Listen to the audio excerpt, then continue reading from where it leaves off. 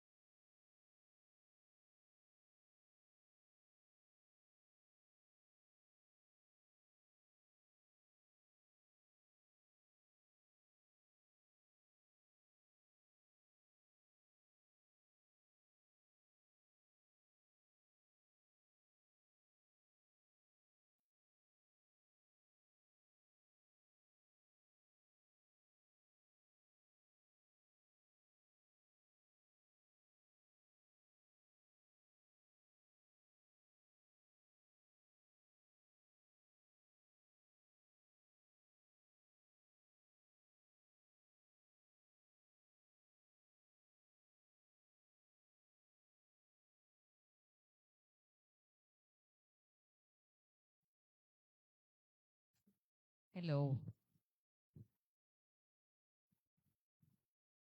At least hindi ko kailangan malakas magsalita. 'Di ba? Mukhang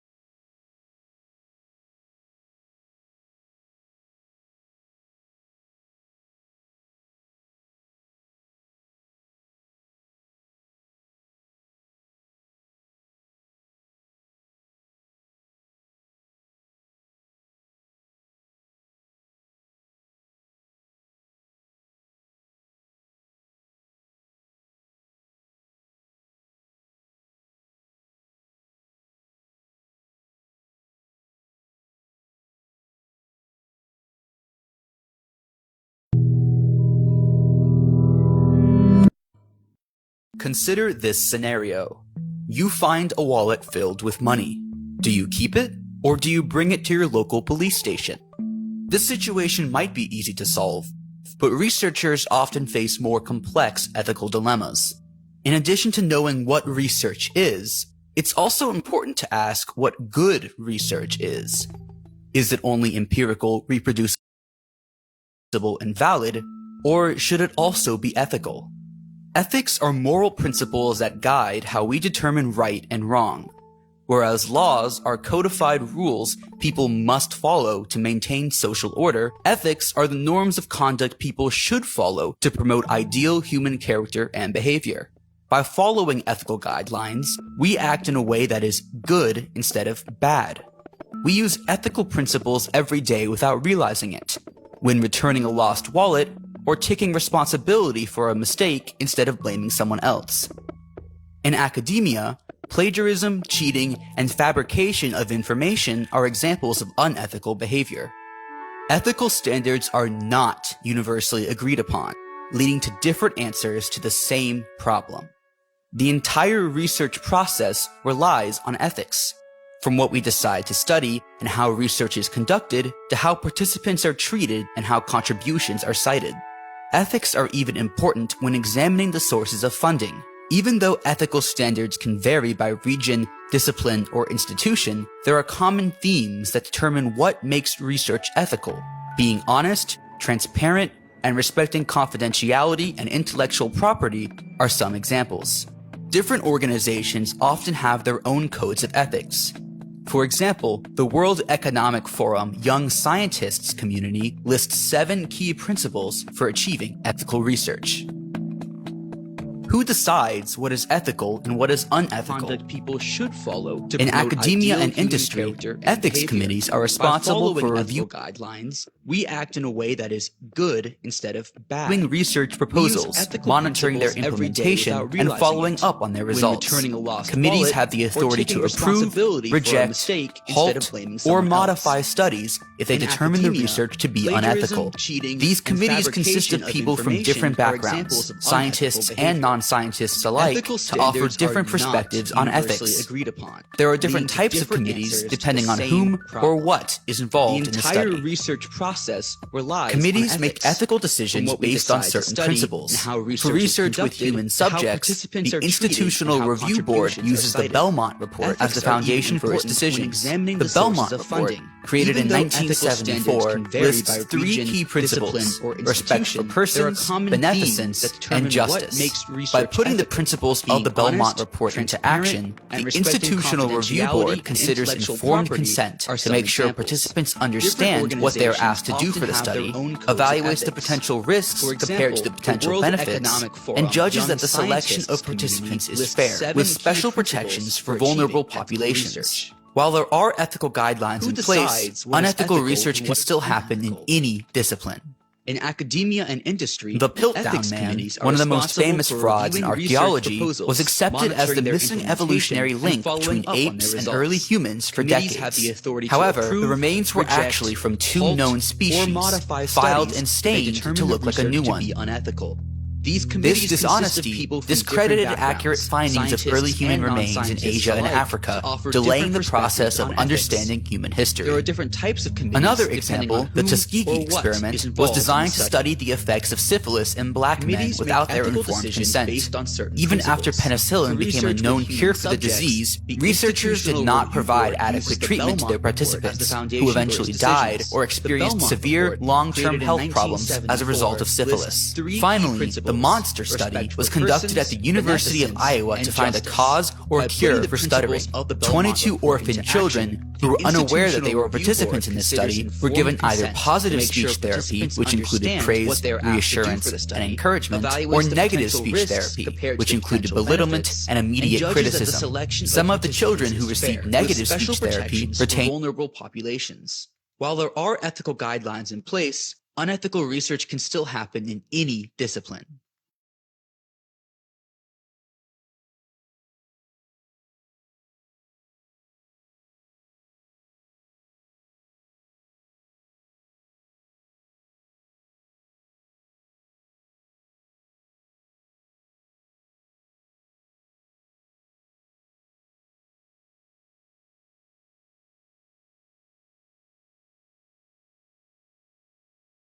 Those who are attending, I will prolong the gap between. Okay.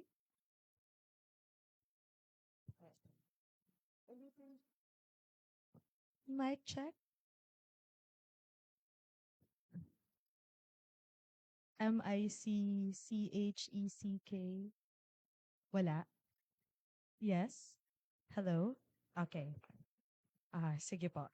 Okay, thank you. So, again, good morning and our very warm welcome to everyone who are here with us in person. Salamat po sa pagdating despite the rain.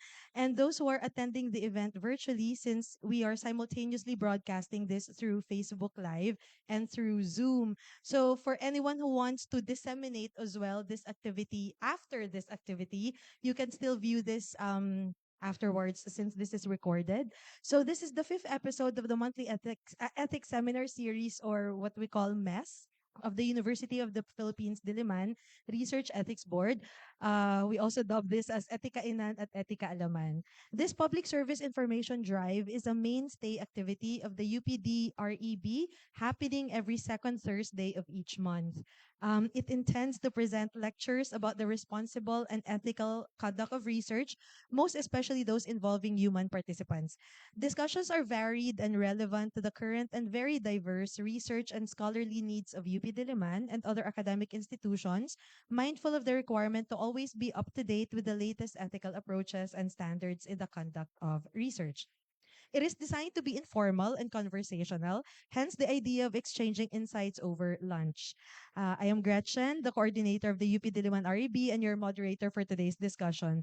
So, without further ado, we are very glad and grateful to welcome our guest speaker and resource person for this month's ethics seminar with her lecture on the types of informed consent, Professor Edlene B. Jimenez. Um, thank you. Prof. Edlin serves as the coordinator for the University of the Philippines Manila Research Ethics Board, the first ever to actually operate within the UP system, or the UPM REB. She is also a member of the Philippine Health Research Ethics Board, or FREB, the Committee on Standards and Accreditation, and the FREB Committee on the National Ethical Guidelines for Health and Health-related research. Additionally, Prof. Jimenez chairs the Ethics Committee of the Metro Manila Health Research and Development Consortium and is a fellow of the Global Forum for Bioethics in Research. She coordinates the UP Manila National Institutes of Health training for health research ethics and good clinical practice, demonstrating her extensive expertise and leadership in the field of ethics, research ethics. So again, Prof. Jimenez, thank you po. Okay, magandang umaga ho sa inyong lahat. Since sabi niya ito ay informal, upo na lang ako. Pwede ba umupo? Pwede umupo. So, in the interest of time, ang sabi ko nga po kay Cora ay gumawa na ako ng notes per slide so that I will just be guided accordingly so that we'll have more time for questions because I will appreciate more na magtanong tayo rather than me taking up the entire 1 hour ba to? 1 hour na ako lang yung nagsasalita. I would much rather hear your voice because very seldom na nag-engage ako sa isang audience na hindi biomedical usually kasi I come from a biomedical campus of the University of the Philippines Manila. Mostly medical ang protocol, about 80%, 80 to 90%. So this is a different experience for me na hindi medical ang mga researchers na nakakaharap ko. So this lecture will talk about the policies governing consent, which is one of the key elements required to ensure that research involving human subjects are conducted in accordance with internationally acceptable frameworks.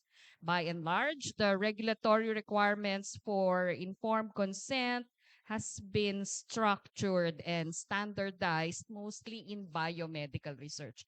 Ang pinagbabasihan natin, ang mga pinagsasasabi natin about informed consent, usually we reckon them from guidelines generated by the biomedical professions. Kaya nagagalit yung mga social scientists, sasabihin ng social scientists, you are medicalizing our protocols. So, and most of the time they are correct. Lalo na pag hindi marunong mag-review ang mga ethics committees na nagbabasa noon. So, to continue, uh,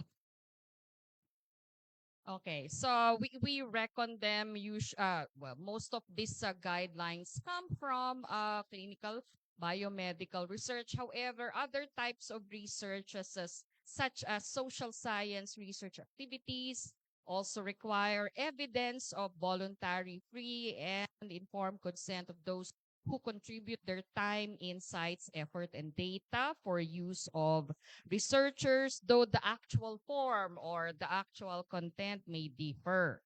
Medyo mag-iiba siya ng konti. So in this lecture, I will endeavor to define and describe general informed consent considerations in different contexts and reaffirm that informed consent remains a critical assessment in the ethical conduct of research involving human participants.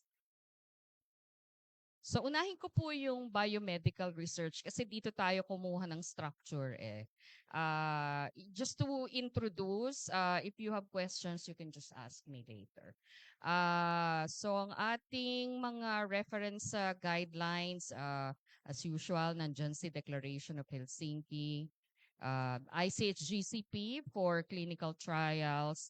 Now, the SIAM's guidelines is more generic kasi maski yung mga hindi clinical research ay meron siyang guidance, meron din siyang konting instruction about social and even public health research. And of course, wag nating kalimutan na meron tayong national ethical guidelines for research involving human participants. Na kung kailangan niyo po ng copy ng lecture na ito, magre-request kayo kanino magre-request? Sa kanila. I can give you a PDF version of this lecture for your reference para hindi na kayo mag-notes.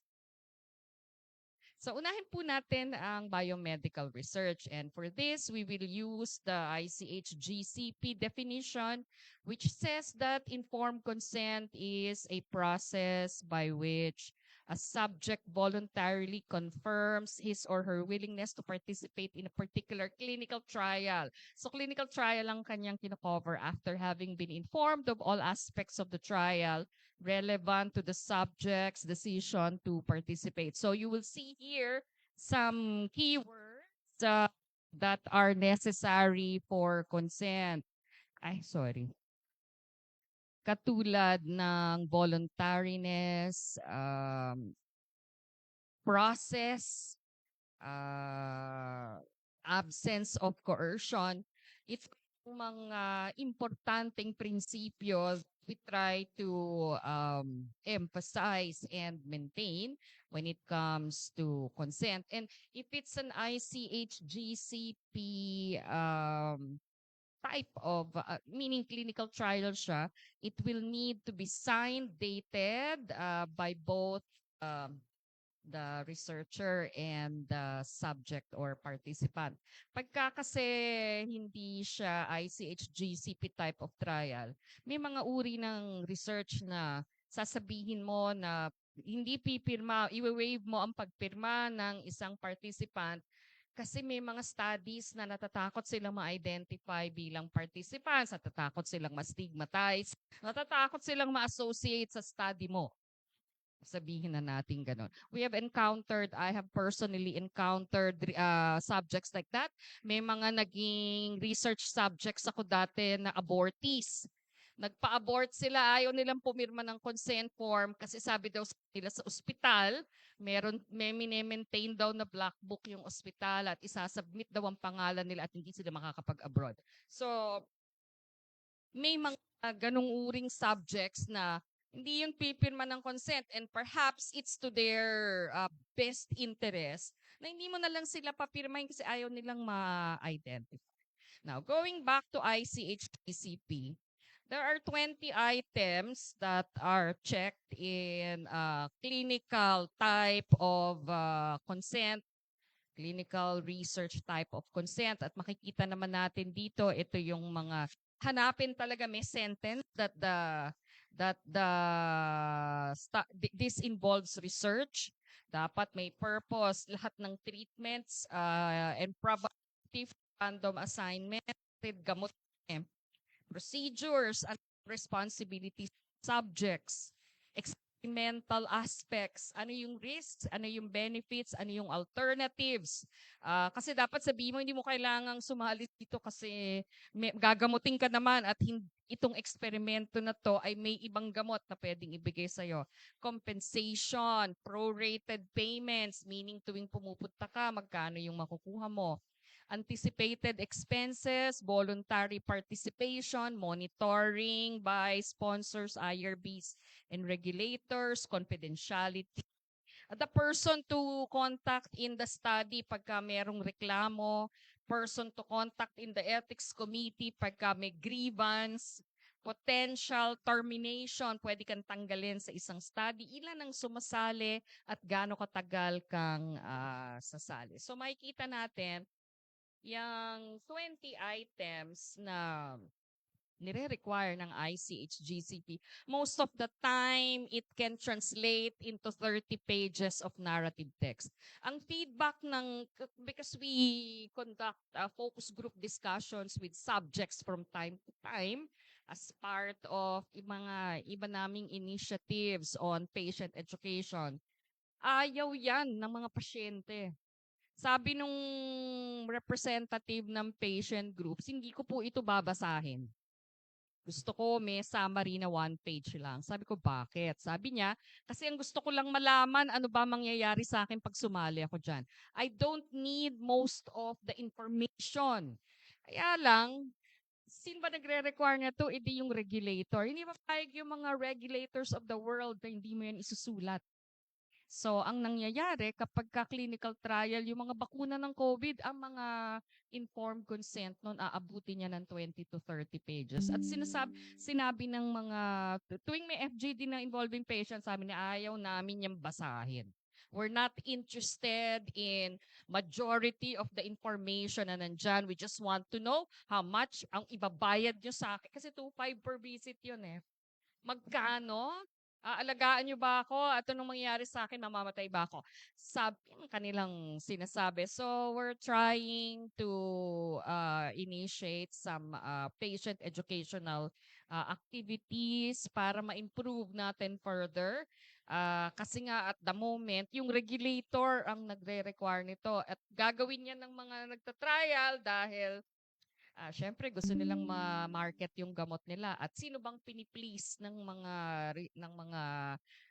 may-ari ng mga gamot, edi yung mag-a-approve na pwede nilang ibenta yan in the market. So, some say that this checklist can satisfy regulators of clinical trials, but at the same time, overwhelm patient subjects who would need to go through this list and sign the consent form, which in a way can defeat the very purpose of consent. Kasi, di ba sabi natin kanina, consent is a process, voluntariness, kailangan maintindihan. Ayaw nga nila eh. Ang feedback talaga ayaw nila. Kaya lang, sadly, hindi pa tayo nakakahanap ng midway or middle ground. May mga sinasuggest sa ibang bansa na gumamit ng technology to make the information more accessible, at least for the current generation. We're still studying on how to do that. Ang mga suggestions katulad ng dapat naka-tablet, tapos dapat may graphics, dapat yung mga words na mahirap pagka naka-hyperlink sa definitions. Kaya lang, wala naman tayong glossary na Tagalog. Ang glossary natin ay Ingles. So hopefully, these things we will be able to address at some future time para ma-address ang reklamo ng mga tao. Now, I'd like to talk about the next few slides, yung mga iba't ibang uring type. Nasa biomedical pa rin tayo. So, marami tayong uri ng informed consent. Consent comes in many forms. There is the written consent, which is considered standard. as this is what we use for dun sa tinatawag nating competent adults. But the guidelines do allow verbal consent, lalo na sa socio-behavioral. If obtaining written consent will be impracticable or will cause the research to be impossible to do. Kasi what if you're observing illegal behavior? Paano mo siya i-consent? Or ano ba, mga minors who are involved in commercial sex work. Ang hirap maraming very sensitive yung topic, no. So kailangan mag-adjust yung study. Then there is assent, which is the agreement to participate by someone who's not qualified to consent, like children or even some adults who may have cognitive or other impediments to engage in an informed consent process. And like consent, assent may be written or verbal depending on the population group and the methods employed by the study. Now, if a subject can only assent, consent must be obtained from a legally authorized representative. LAR ang tawag usually. Sometimes consent is not explicitly articulated, but the subject may signify consent indirectly. We call that implied consent. In some research scenarios, consent may be waived. However, waiver of individual informed consent is exceptional, and you need IRB or REC approval for that. Lastly, we have broad consent for future use of either information or specimen. This is not blanket consent, as broad consent is for future research that can be done to stored information or specimen, like a secondary use of archive data collected from previous research. It can be unconditional when, for example, the donor agrees that data or specimen can be reused indefinitely for any purpose, or it can be conditional, in which case the donor may stipulate the types of research which can use his or her data or specimen, or restrict future use to a limited time only. We'll have a short discussion one by one in the next few slides. Okay, let's start with the standard consent.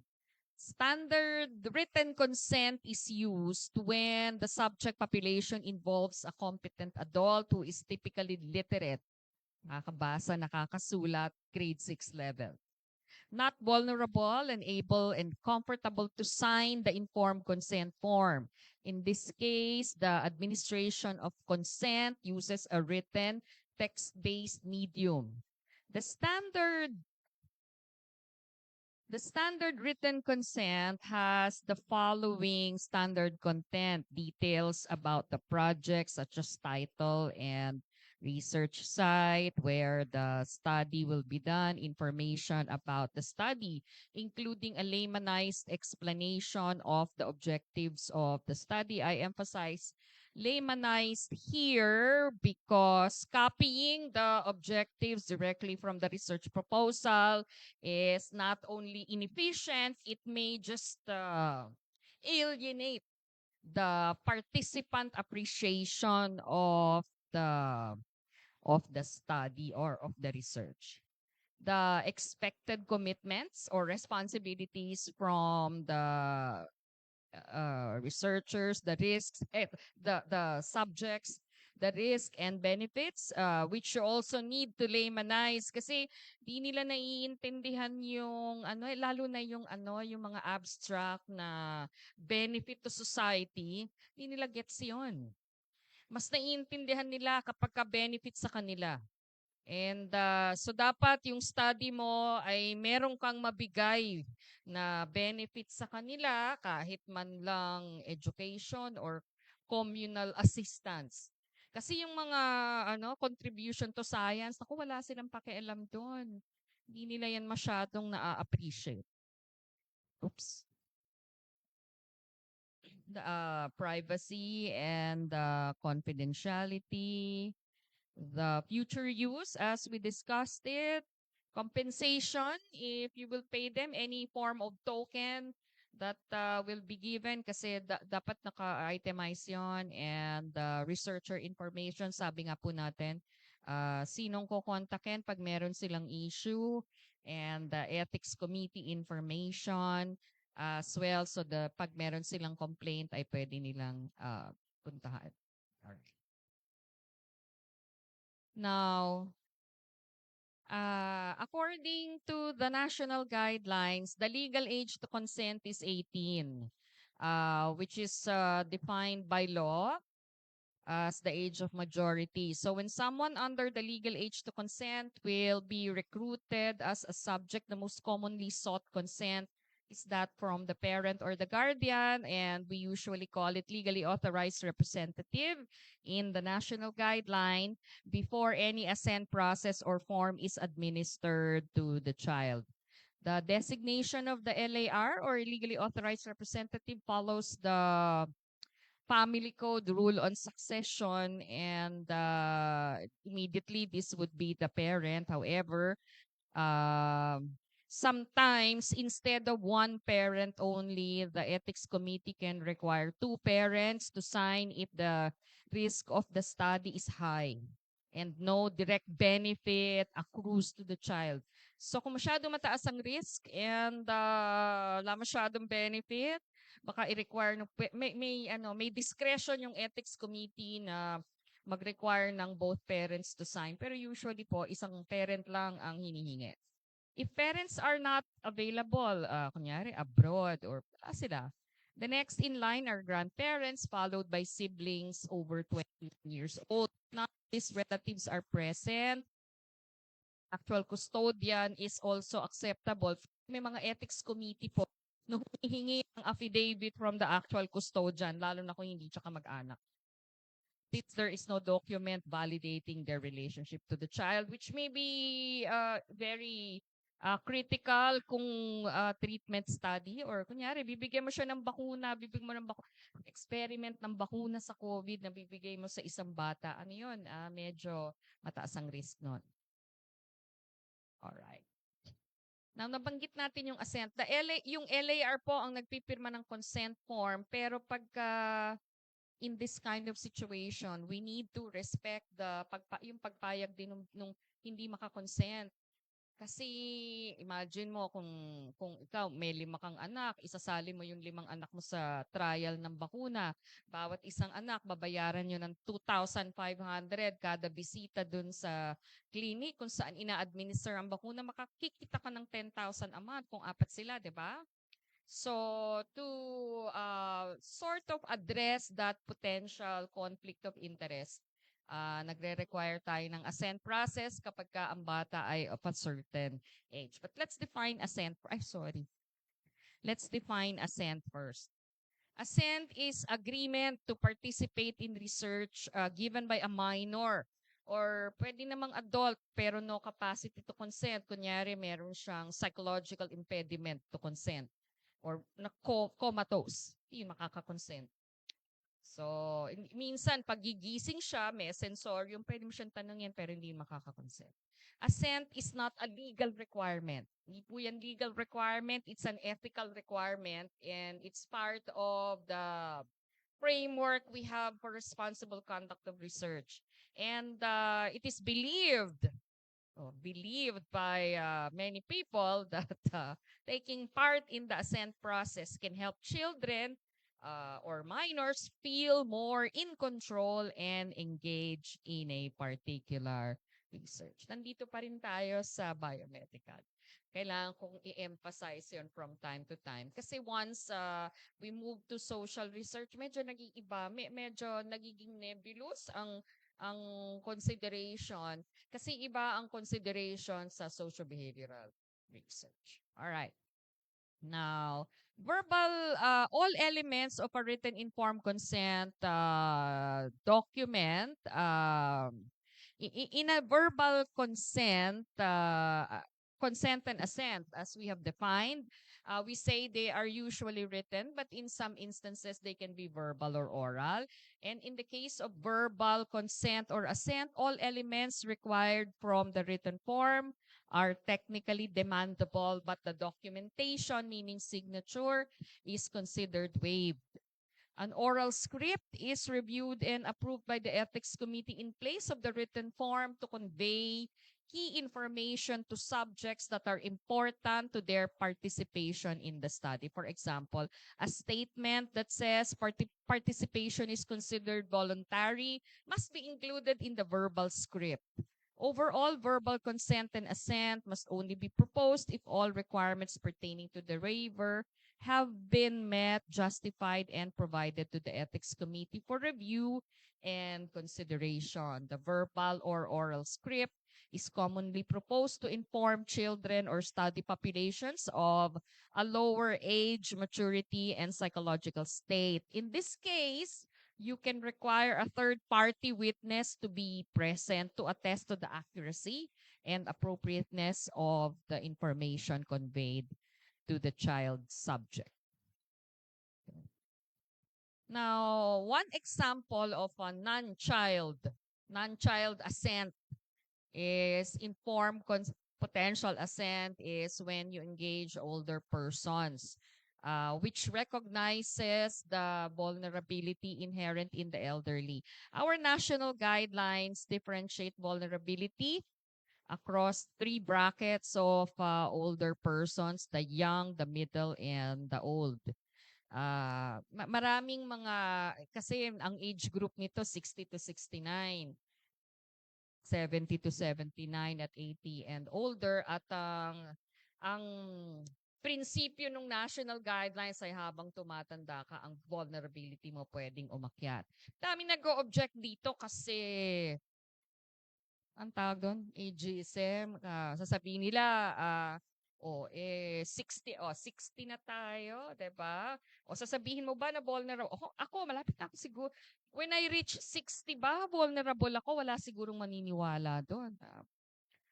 Kahit mag-60 ako ay magiging vulnerable. So, itong mga bagay nito, guideline lang naman ito, hindi ito ano bang term dyan? Hindi ito Bible truth na absolute.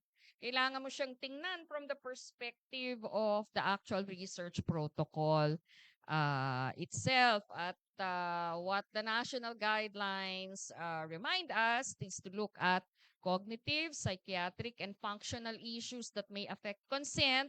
And even if you see these guidelines identified in the national guidelines, huwag mong i-slot in dyan yung mga, si professor ganyan ay 70 years old, vulnerable siya. Baka mapagalitan pa tayo kasi yung mga professor at 17, ano yan sila, they're very sharp pa at kayang-kaya kang sagutin. Now, there are some elderly na medyo meron ng motor skill issue, di na nakakapirma. Ayun, pwede natin tingnan kung paano siya pipirma. Huwag siyang pilitin pumirma.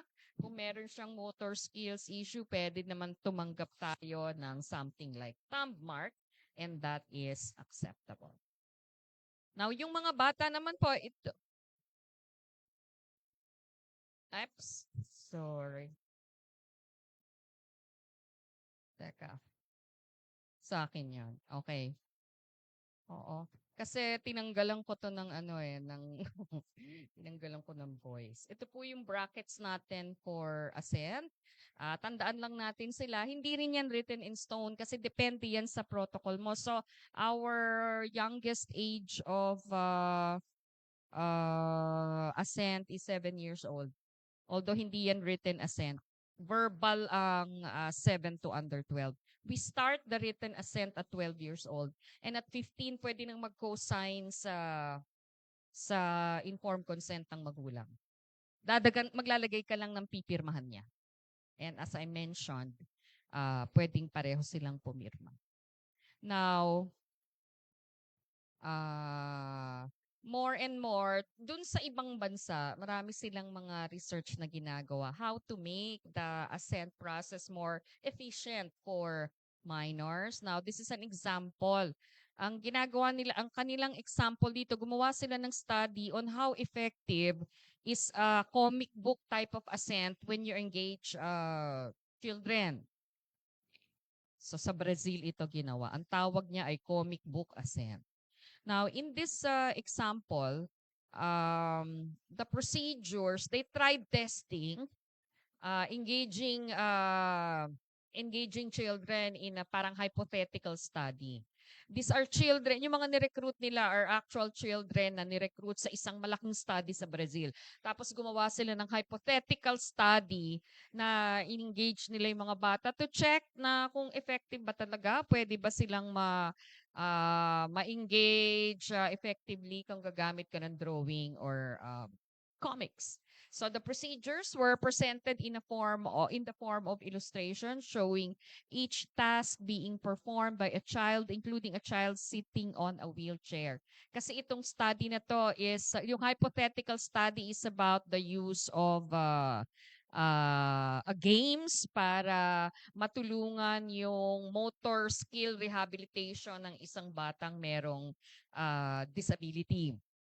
Now, the hypothetical project aimed to test the use of virtual reality games for motor learning and rehabilitation, and it makes use of drawings and these drawings included the invitation to participate, the objectives, the methods, etc. You will see here the first drawing invites children to participate and may drawing ng bata. The second talks about the details about the instruments used as well as some images of the games that they will use. The third one explains what may happen in the study, and the fourth drawing shows the last page of the assent form, which presents the researcher's contact information and directions for necessary signature. So the text, they made sure that the texts are short but they still present the nature of the research as well as its objectives and methods, and as well as other information. So they implemented some kind of Likert scale to test how the children accepted the comic book assent.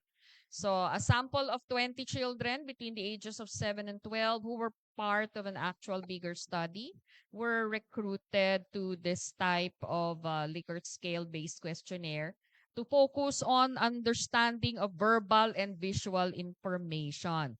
Now, in terms of the first question, did you understand what was written in the form? The children gave scores of excellent, very good, and good. And they gave scores of excellent and very good. On the second question, did you understand the figures? So, ang lumalabas dito, mas naintindihan nila yung figures compared to dun sa part na may text. Although okay pa rin kasi excellent, very good, and good, which made the authors recommend or signify their belief that considering the need for children to understand procedures that involve their participation in research, assent in comic book form has the potential daw for being an excellent tool that can be used in different parts of the world. Iconic siya kasi, use of drawing and use of verbal cues. So, at the moment, kami po sa UPM Reb, we're starting to look into the use of comic book assent kasi nakita namin yung mga sinasubmit talaga na protocol ay medyo mahirap pa rin pag text-based eh.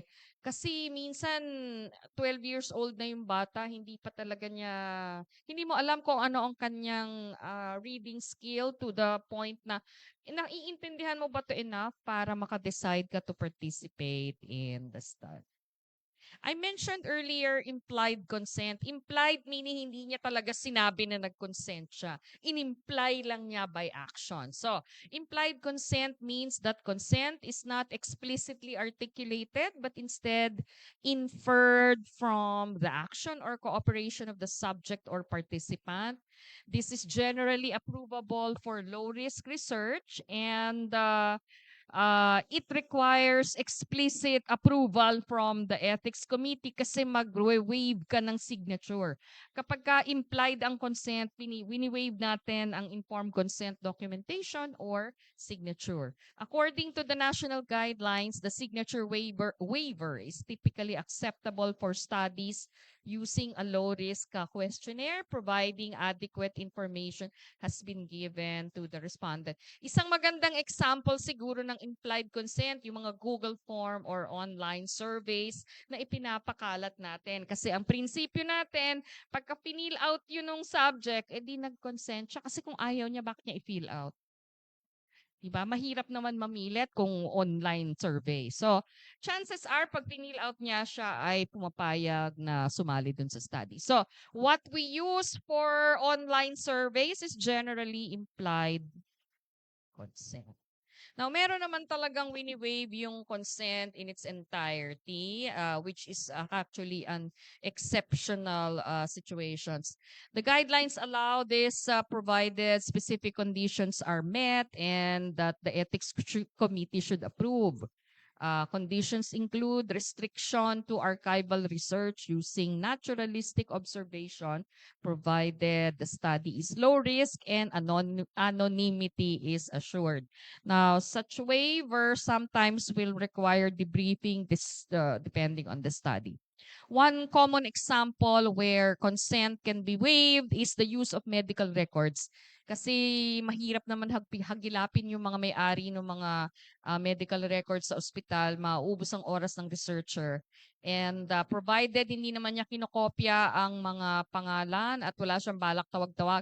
Kasi once ang gagawin mo ay tawag-tawagan ang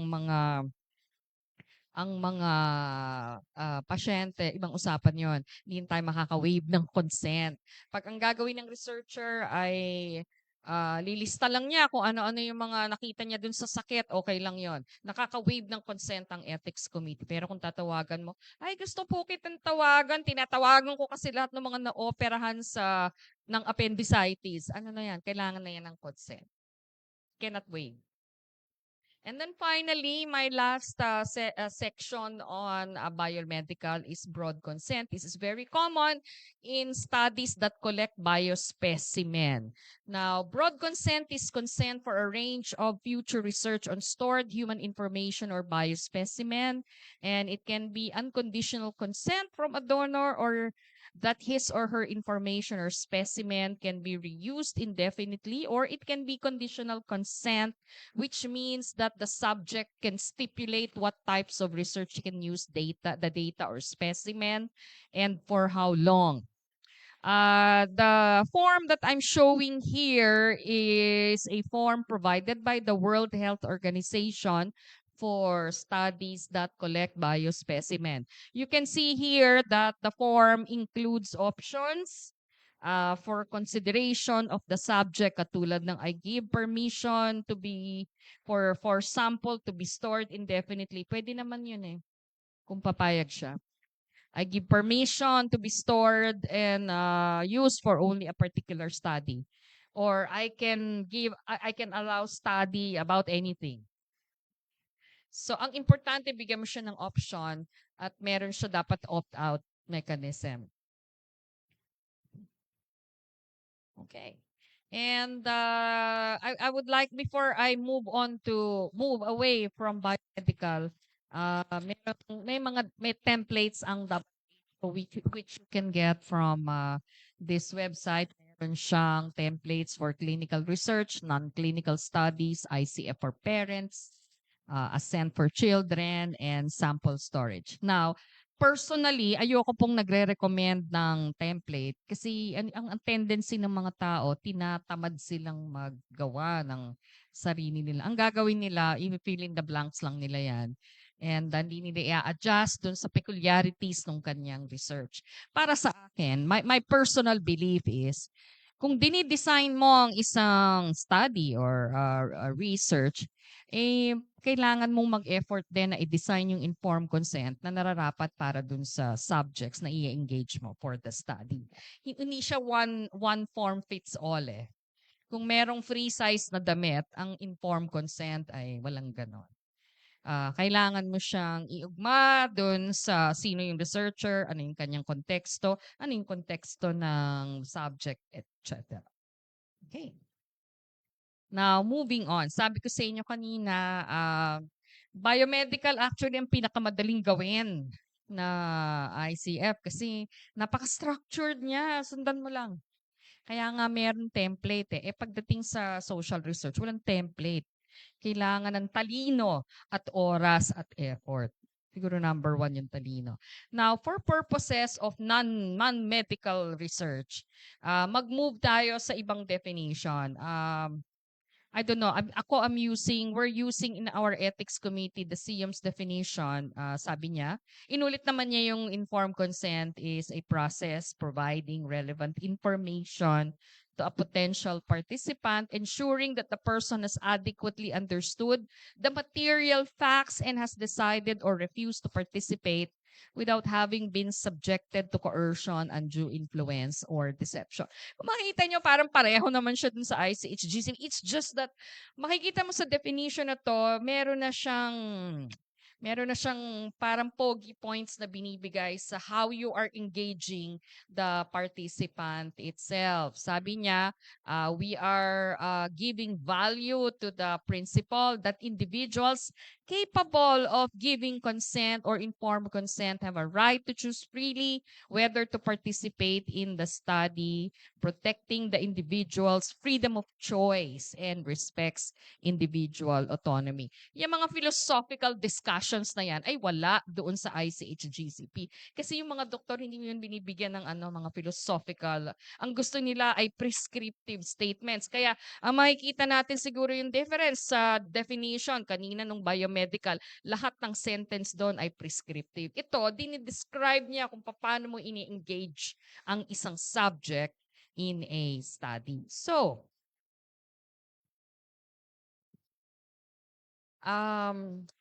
most of the foregoing informed consent requirements na nakita natin kanina refer largely to the context of biomedical research, and they may not be immediately applicable to social science research, although the principles remain the same.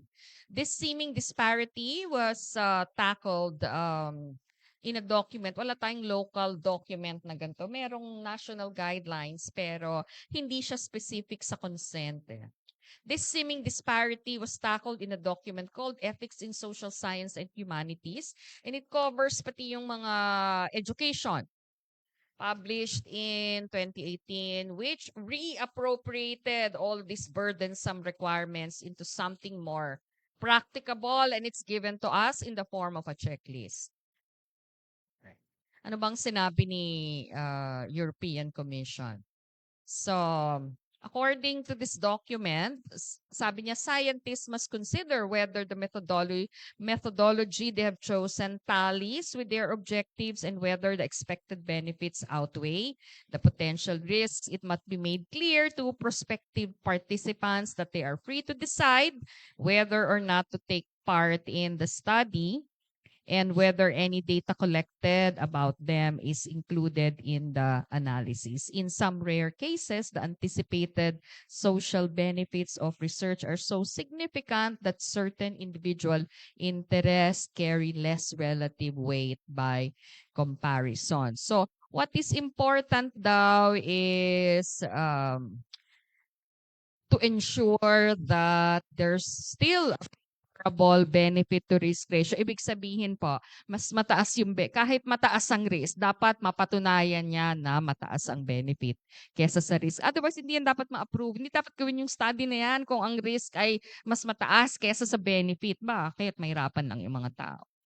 Dapat may guarantee na pwedeng mag-withdraw anytime, pwede siyang umalis, and there has to be a confirmation of what personal information will be collected and included, and to communicate this in an informed consent process. So, itong 5 item na to ang nakapaloob doon sa informed consent reminders, although we can list the reminders here. Sabi niya, give a clear explanation of the aims, overall purpose, methods. And ito yung kahit anong uri ng study, not necessarily biomedical. Sabi nga niya, social science and humanities. Explain that participation is voluntary, stress the right to withdraw consent, explain the degree of benefit, risks, burden, discomfort, estimate time and effort expected. FGD ka ba? 1 oras, 3 oras, 5 oras? Explain precautions, explain who is funding, disclose who will benefit. Firmly commit to protect anonymity and privacy. Commit to treating personal and sensitive information. Meron siya talaga. Hindi natanggal ang aking ano. Reassure participants that there are secure procedures for analyzing data gathered. Explain clearly who will have access to any data that participants provide. Consider any unintended or unexpected or incidental findings and explain what will happen. Explain briefly where research findings will be published. Offer to provide respondents with further information if they need it. Who is the contact person that they can call for questions, and then finally clarify any future use of their data, or will you contact them again kapag nag-iba ang kasi may mga studies na nag-change ang objective, nag-change. So tatawagan mo ba sila ulit? So dapat nandun 'yon. Nandun dapat sa consent process 'yon. All right. So for social, behavioral, and educational research, participant empowerment requires honest information and informed decisions using the prior framework in the previous slide without oversimplifying.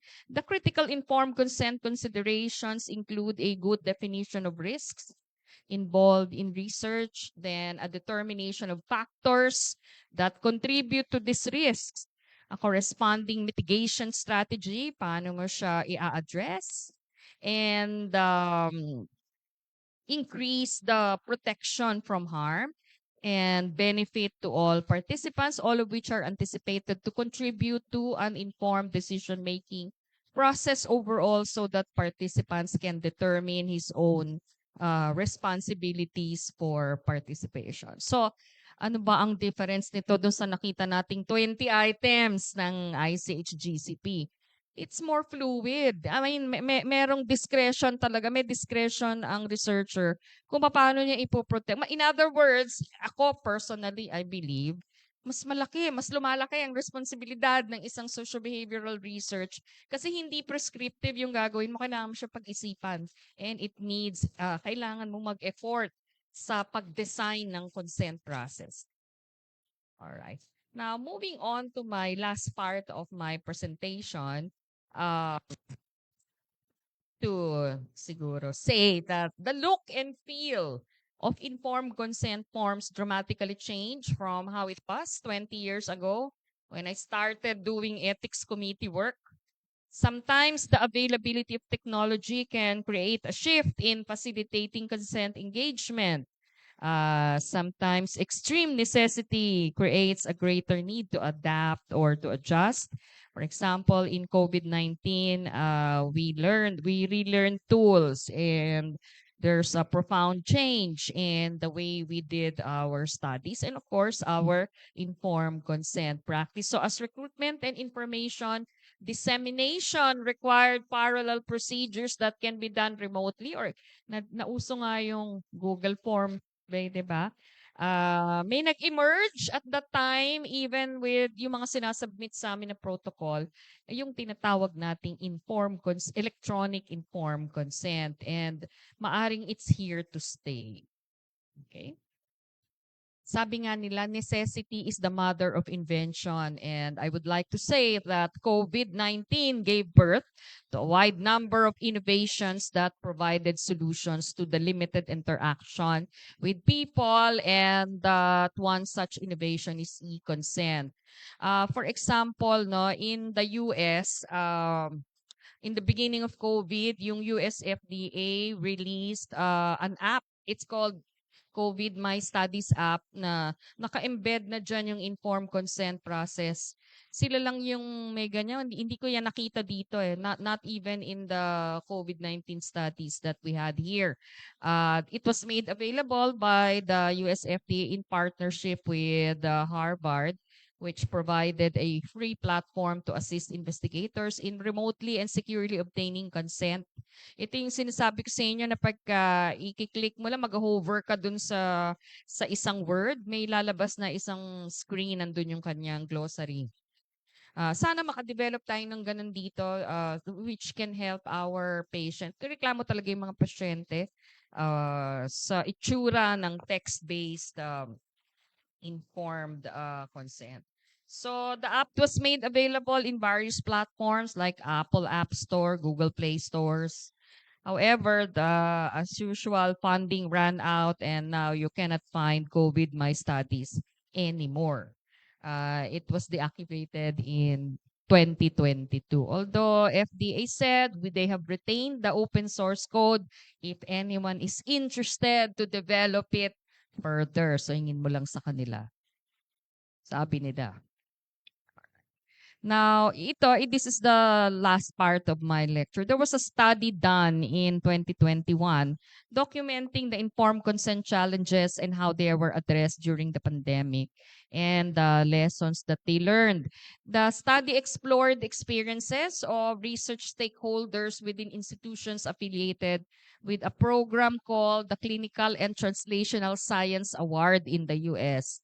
This is a type of U.S. federal grant program comprising of 60 grantee institutions across 30 states. And then the study team conducted FGDs with representatives from 15 institutions, including IRBs.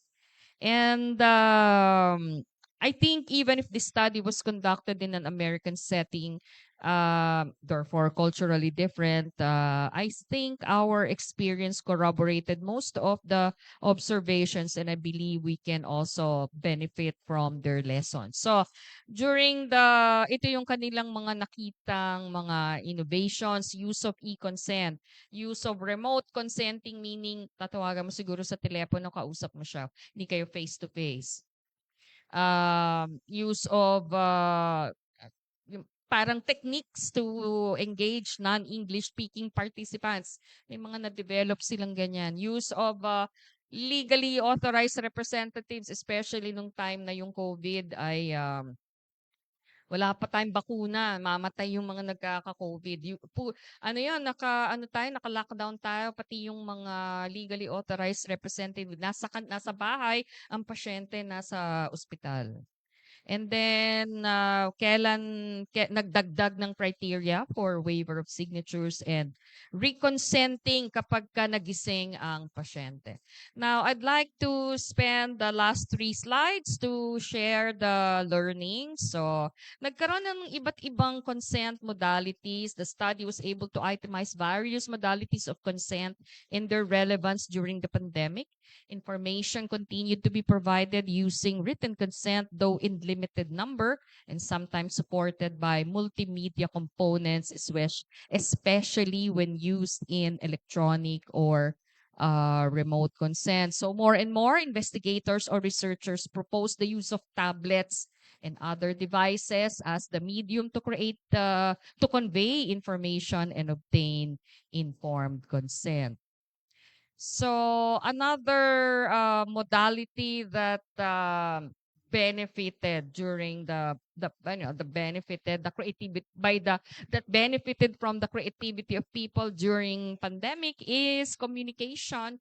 So for communication with subjects, the researchers still utilized in-person or face-to-face, although more and more people reported that they use telephones, videos, email, and text messages in the conduct of their study. And then finally, to document consent in appropriate circumstances, the written signature is usually still required. However, digital consent became the thing. It became an emerging practice, especially in view of restrictions for face-to-face engagement of subjects in view of infection control at the time. One issue is signature, which is required to be trustworthy, reliable, and equivalent to the handwritten signature. And there is a requirement that for this to be acceptable, dapat yung system nakaka-capture ng date in real time para na-audit pa rin yung hindi pwedeng basta ka lang nag-copy paste ng picture ng signature, hindi nila tinatanggap yun eh. Kailangan yung parang meron kang app like Acrobat na nakaka-superimpose ka talaga ng digital signature. Baka hindi rin yun pwede sa atin, although dito sa atin madaming gumagamit nun. So, what are the lessons learned? These experiences allowed us to reflect on our current practices and learn some key points that may still be useful even after we go back to the pre-pandemic conditions. The most important lesson is to keep in mind that informed consent is a process, as we have seen from various definitions of informed consent, be it biomedical or socio-behavioral. We know now that different approaches to consent can be done to meet various standards acceptable for and are acceptable for some of the population. Accessing consent materials from a computer may not be feasible or desirable for all participants. Some people prefer someone to call them or guide them through the informed consent process. But having multiple approaches help to overcome these barriers for communication. Remember that informed consent need not be static. It should be flexible enough to serve the needs of parties involved, as dynamic consent enables a two-way ongoing communication between researchers and research participants. I think this is my last slide. Thank you very much. And I usually end my lectures with my email address because this is to signify that I'm responsible for everything I said. Kasi baka a lot of these are my own opinions, although nag-cite naman ako ng guidelines, but a lot of these are my interpretations of how we practice ethics review, etc. And nabibigay ako talaga. If you want further conversation, you can send me an email. So I suppose we can start questions. And like I said, if you want a copy, you tell them.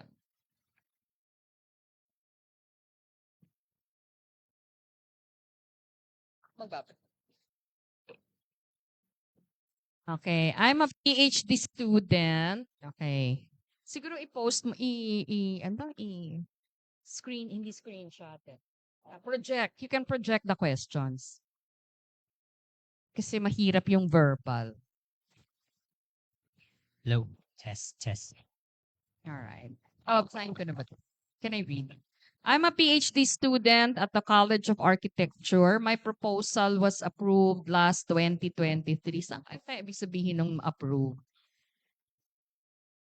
Sa thesis. Presently, I'm also part-time faculty member of PUP Santa Mesa, where we have an ethics committee. May I be allowed to tap this available resource? Ano kaya ibig sabihin nun?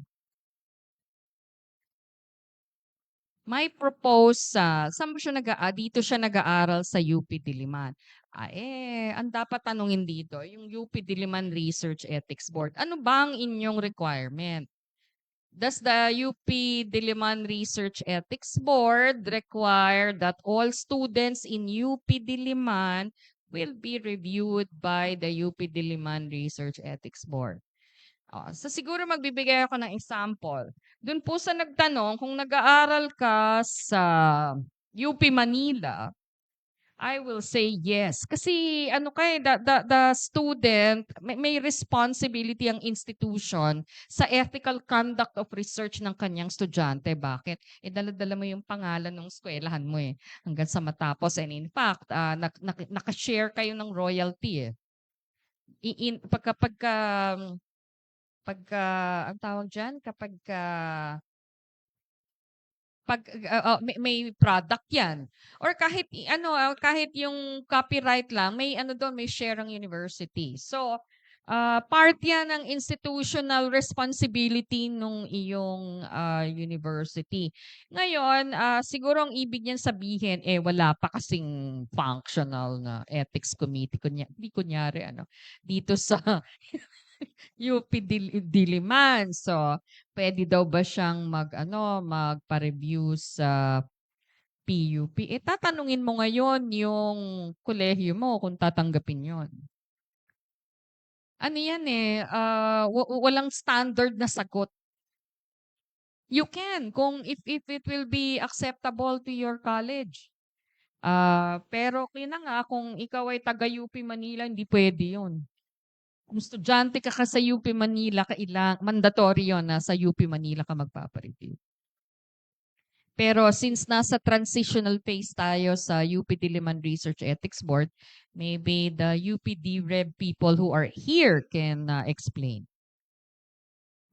Explain ba? Mamaya na lang. I have questions. Nasaan na ba tayo? I have questions regarding formulation of consent for respondents and ethics review in qualitative research. How can we facilitate approval of informed consent in online research? Data gathering. Ano kaya ibig sabihin doon? Online survey? Yung online survey, as I mentioned po kanina, provided this is low risk, ano yun?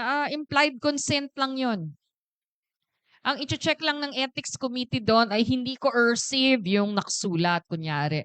Itong study ko ay to reach my students. Lahat ng students ko na magpa-participate dito sa survey ko will get additional 0.25 in their grade.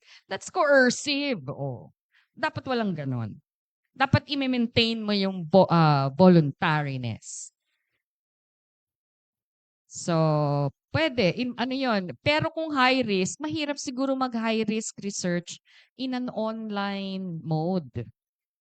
Ano yun? Kunyari, magpapasalihin ka sa isang, let's say, merong cancer study, breast cancer study, tas online yung, mahirap siguro yun. Usually, pagka online, ito ay low risk. Although you can feel free to give example and I will try my best to respond.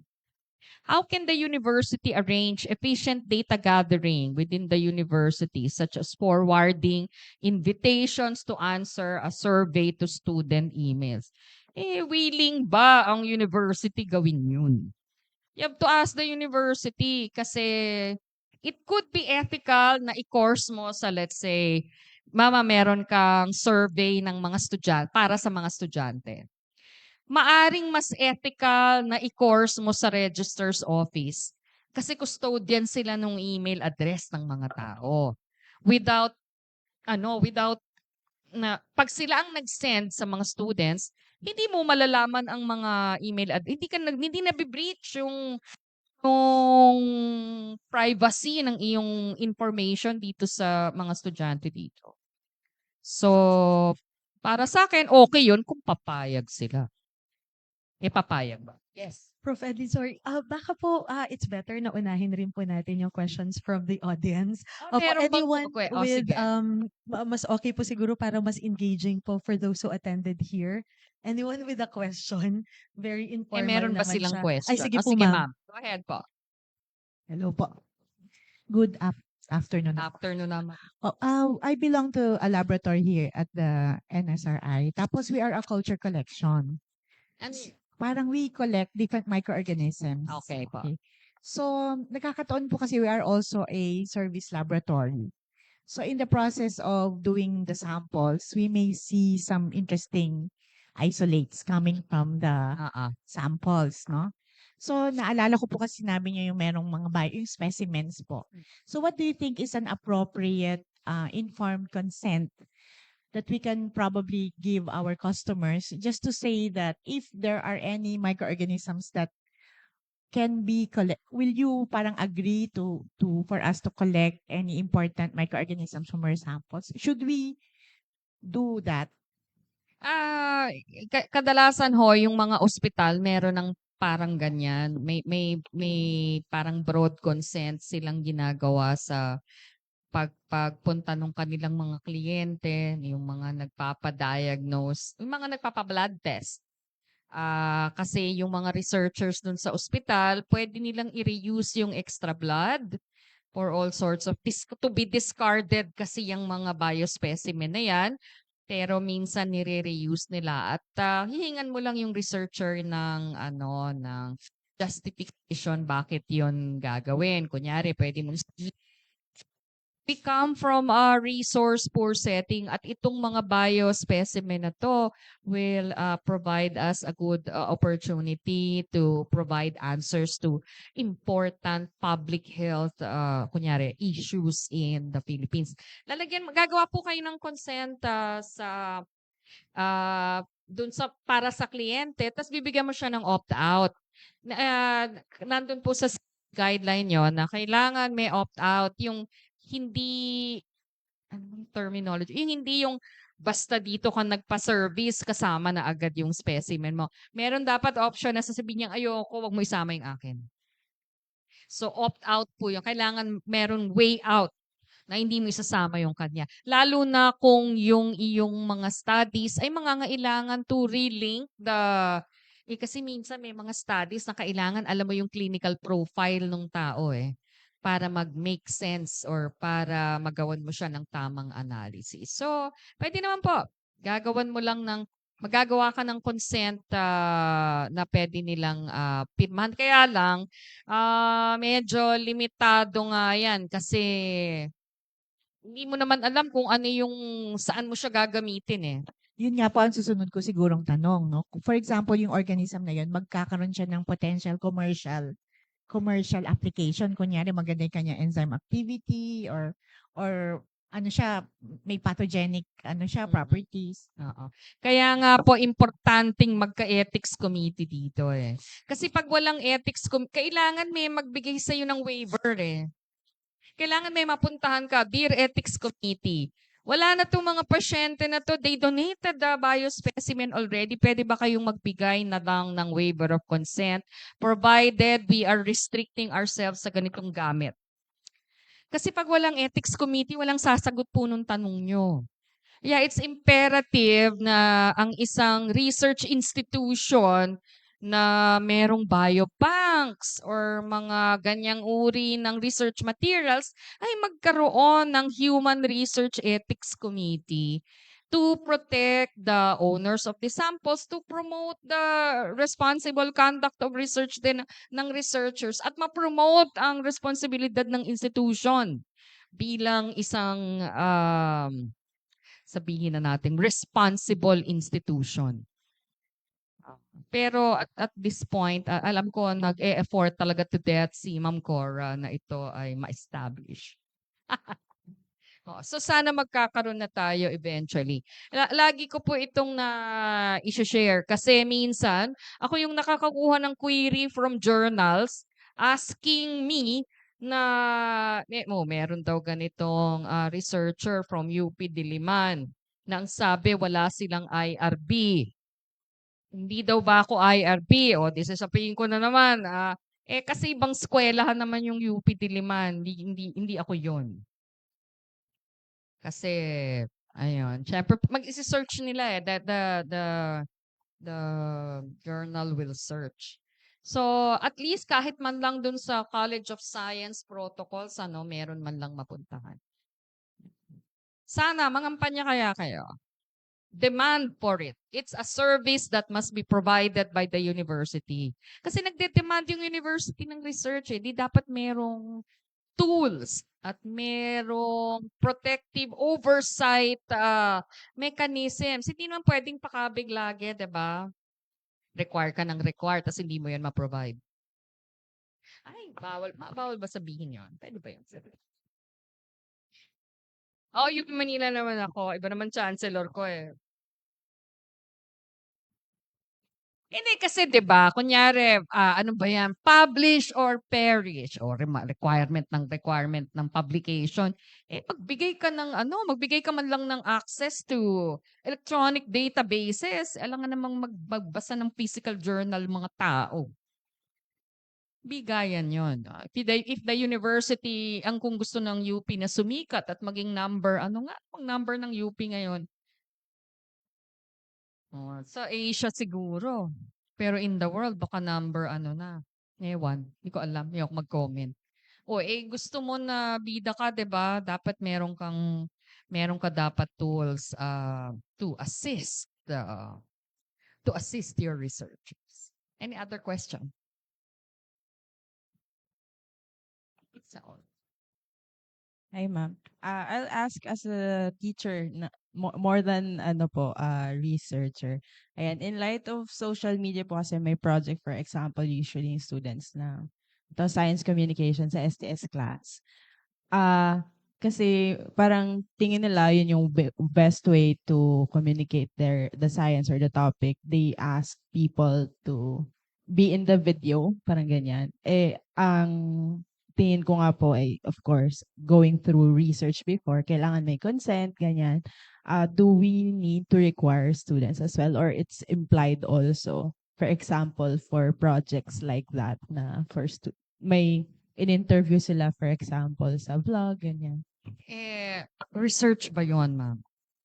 More on ano lang, science communication tool lang. Basic. Ganun. Kasi ano yan, gray area yan eh. Pagka hindi siya research and we cannot define it as a protocol, most of these requirements may not apply. But because of data privacy law, kailangan may consent kahit hindi research.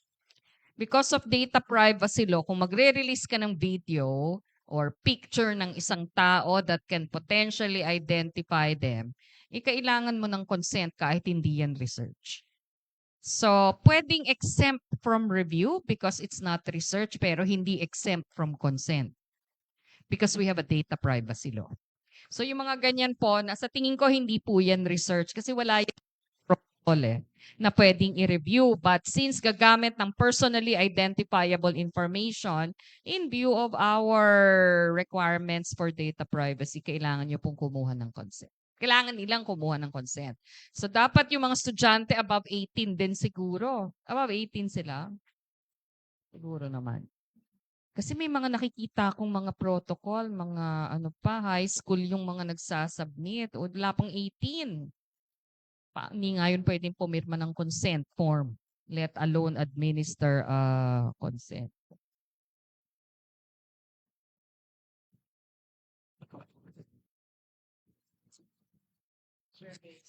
Is the issue of deep fakes.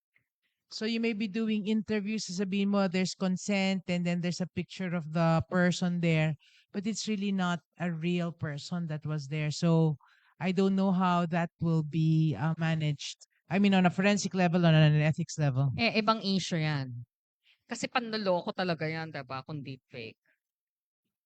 Kasi kung kausap mo yung tao, sigurado mo na nag-consent siya. Mm-mm. Kung electronic yan, hindi mo alam kung sino nagko-consent. So that was the topic of conversation. Sa tingin ko, ano yun, madami kasing, pag artificial intelligence, it's a totally different, madami siyang ibang issue na will take another hour to discuss. Ha? Baka bago ako mag-birthday. I can come back. Another, ano yan, hindi natin yan matatapos ngayon. But suffice it to say, ang use of artificial intelligence will have both consent and scientific issues din. Kasi merong potential for deception which can have both research integrity and ethical implications. O gusto nyo, mag-send kayo sa akin ng email. Pwede akong rumampa ng sagot. Prof. Edwin, ipasok lang po namin yung question from NCIP. So, sige po, through Zoom ito mameno. So, sorry. Current NCIP guidelines require FPIC clearance from the said agency when conducting research in the area. Some communities, however, have a distrust with NCIP and prefer to work with researchers directly who in turn have good working relations with them for a long time. Is this good working relations sufficient living proof that consent was secured? Parang hindi ko gets yung tanong. Simplify mo. Kasi Anong ma'am, point nun I think ang point nila is that pwede bang hindi kasi supposedly NCIP is the one processing the FPIC alongside the researchers. However, may mga IPs na ayaw talaga sa NCIP and yes, opo. So pwede bang dumiretso, I think yung researcher Pero ang intindi ko sa FPIC from my long time friendship with Cora, di ba? Ganun ang mga basis. the FPIC process is a form of community permission process. Iba to dun sa pinag-usapan natin. Kasi yung pinag-usapan natin kanina is about individual informed consent. The free and prior informed consent na nakapaloob sa NCIP issuances is a form of communication with the community para makakuha ka ng community permission na meron. Now, kung ayaw nila sa... Sige, sagutin mo. Actually, hindi yan i-approve ng ethics board because we do have the IPRA law. And a part of the ethics guidelines is that we need to comply with all local laws and policies in the area. So ay meron ng memorandum of agreement ang FREB, Philippine Health Research Ethics Board, at ang National Commission on Indigenous People. So FREB is aware that there are policies of NCIP that require people who would enter the ancestral domain and also work with IPs. And they will require, it will be part of the protocol ng Ethics Review Committee to review if if the group is complying with these policies. Pero I can appreciate the dilemma. Kasi nasugod na ako ng isang sugod to, nagalit siya, nagalit yung member ng community. Kasi bakit daw nire-require nung ethics committee na kumuha ng NCIP clearance, yung kanila daw indigenous community represented by their head. Ano mang tawag sa head? They are vehemently against the NCIP, and sabi nila they made representations in our ethics committee na kapag ka nagpilit ang ethics committee na i-require yon, they will consider it a moral affront. Hindi, ako lang yung nagsabi ng moral affront. Wrong. Sinabi nila, hindi ka tanggap-tanggap sa komunidad namin. Yan ay immoral, sabi nung pumunta. So nagka-dilema yung ethics committee. On the one hand, ito yung nire-require nung batas. On the other hand, yung mismong subject mo ayaw. So anong gagawin? Nakalimutan na paano ba na-solve yun? Pumanap yata ng middle ground. Yung ethics committee, I forgot. Upon consultation with that community, ang natatandaan ko ay ang kaaway nila ay yung local NCIP. At some point, pumayag sila na hindi ma-involve pumayag sila kung hindi na mai-involve yung local NCIP in that particular project. So, Also kasi pag tinignan naman yung policy, meron naman yung community this thing.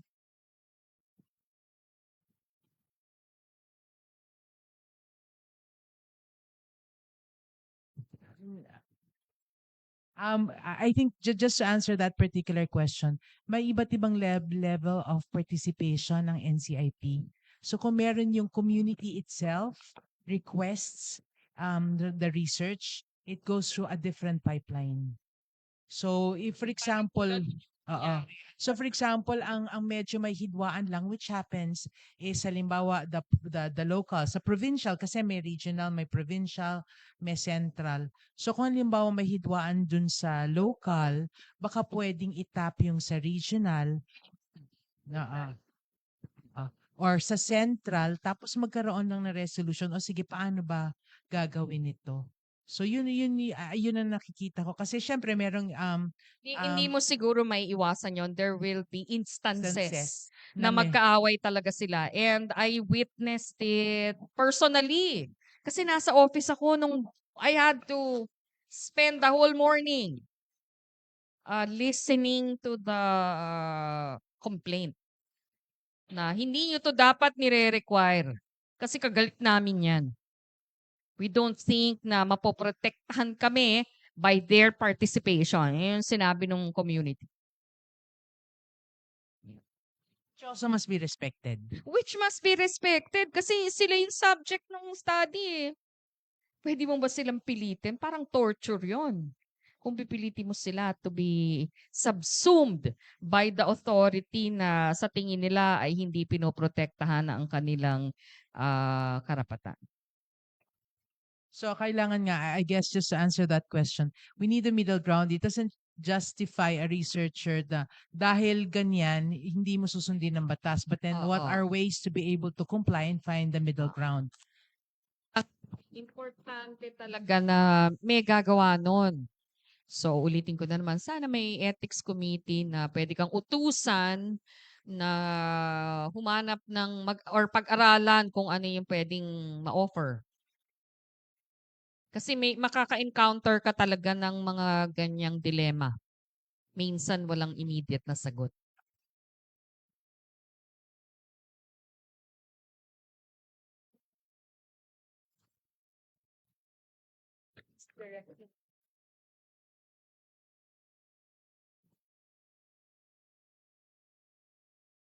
Okay, siguro kung wala na, last question siguro from it's a prior question actually submitted.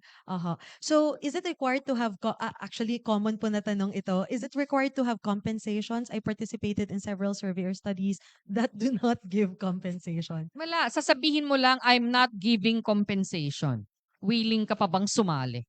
I mean, essentially, yun. This project cannot give any token or cannot pay you for your participation. If you complete this survey, it means you are giving your implied consent or you are giving, by completing this survey, you are giving consent to participate in the study. I think po yung question sa mga researchers, ang question nila, actually may conflict of interest po ba if magbibigay sila ng compensation as a way to Provided lure? ang compensation will not result in undue influence.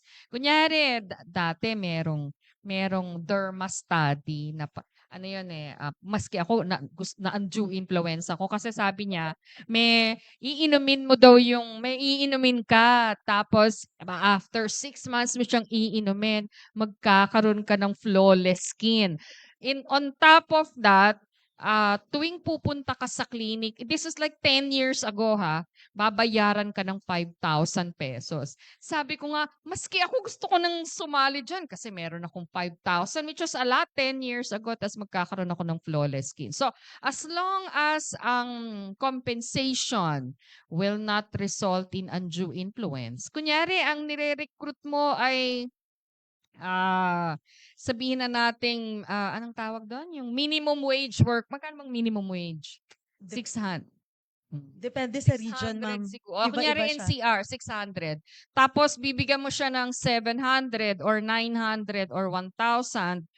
Pwedeng maka-undue influence yon unless na lang ito ay medical study na pwede naman silang gumaling kung sila ay may sakit. So, habang tinitingnan, it's something, ang importante kasi yung balance Kailangan hindi siya pera lang. Kasi na ano siya, bumababa yung pagkatao ng tao, parang binibili mo ang kanyang pagkatao pagka hindi mo na-resolve ang potentially undue influence ng compensation. So, meron namang guide doon. So, kung minimum wage, pwede mong i-reimburse ang lost wages. Kunyari, kalahating araw mo siyang in-interview, pwede mo siyang bayaran ng pamasahe, pwede mong i-reimburse yung nawala sa kanya sa trabaho, pwede mo siyang pakainin at pwede ka sigurong magbigay ng token. Yan, nasa guidelines yan and that's allowed. Thank you po. Siguro, last question would be, sorry, hindi ko siya makita. Okay, in cases of social research that requires observation of participant reactions, such as grounded theory, prior informed consent has the potential to impede the results of the study by making the participants aware and conscious of their actions. How should the REB handle these kinds of studies? Yan, kailangan mo talaga ng ethics committee kasi ano yan ano bang tawag dyan? Parang may sort of deception, 'di ba? Magkakaroon ka ng some kind of deception. So ang tawag ng ibang tao diyan ay parang Deception informed studies actually. informed deception. Now, depende sa topic ang pag-treat dyan ng ibang yung may mga studies na kunyari, may nakita akong studies na in-announce lang na at some point ay may mag-o-observe, hindi namin kayo sasabihan kung kailan para hindi kayo ma-conscious, but we're giving you advance notice. And the researcher packaged it as some form of informed deception. Pwede yun, allowed yun sa CEOMS, kailangan lang nun ng debriefing at the end of the study. Kasi medyo parang merong deception eh. Nanloko ka eh. Second order consent yata ang tawag nila doon sa literature.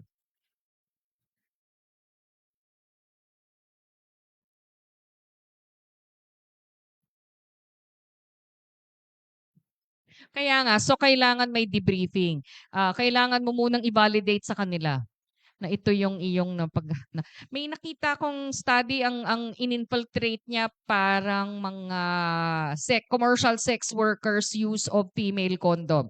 Yan yung may study na ganon at ang sabi ng researcher, it was impossible to parang objectively get correct data kung alam ng mga tao na ino-observe sila. So, ang naging proposal, malakihang study yon ay hindi nila dapat alam.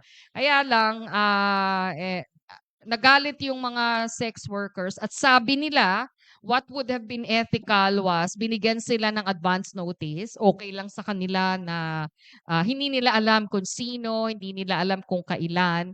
Pero alam nila at some point may dadating. Some kind of advance notice. So para nga siyang informed deception. So kaya lang, kailangan mo ng ethics committee para mag-aral noon. Kasi sino ang magbibigay sa'yo ng approval? Diba? So, ayun. And ulitin natin, yung mga ganyan ka-complicated ang ethical issue, pwede kang mag-require ng debriefing para naman meron talagang protection yung community na pupuntahan. Okay?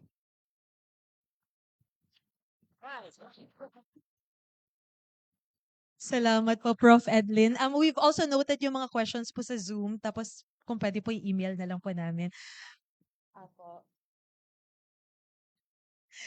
Salamat po. Sorry, before everyone leaves, we'll just, we want to give this a certificate of appreciation formally to Professor Edlin B. Jimenez for exemplifying her expertise and contributing invaluable knowledge as a resource speaker on types of informed consent during the 5th episode of the UP Diliman Research Ethics Board monthly research ethics seminar series, Etika Inan at Etika Alaman, conducted on June 13, 2024 at the NSRI conference room and online via Zoom and Facebook Live. Signed, Dr. D. Ungria and Vice Chancellor Michael Udulio. Salamat po.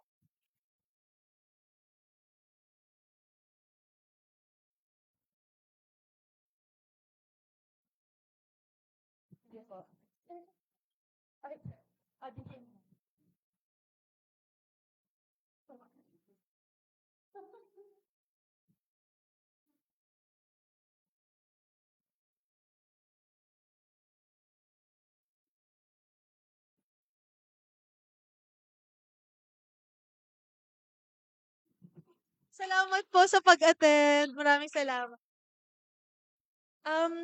Magbibigay po pala kami ng certificate of attendance for those who attended here as well. Email lang po namin. Thank you po.